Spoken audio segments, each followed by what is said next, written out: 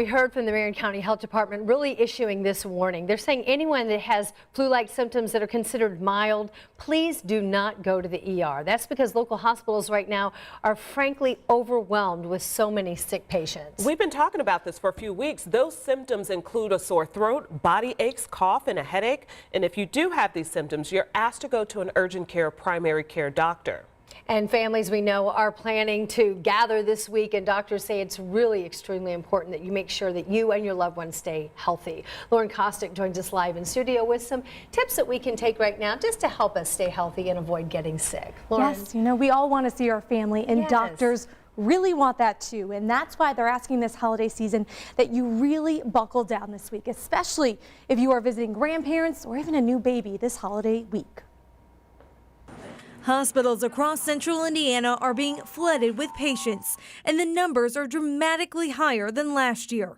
So far this season, there have been more than 9,300 flu deaths and 150,000 hospitalizations. That's more than any flu season in the last decade. In Indiana, this chart speaks for itself. The current flu season is represented by the black line, and you can see it's peaking much higher than any other year.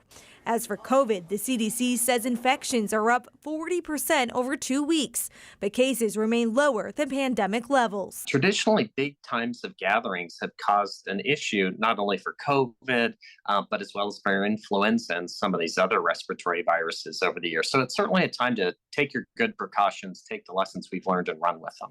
To keep your family out of the hospital, doctors have 3 simple tips. First, clean. That means washing your hands more frequently. Second, cover. If you cough or sneeze, use your arm or wear a mask. Lastly, contain. If you're feeling sick, stay home to stop germs from spreading.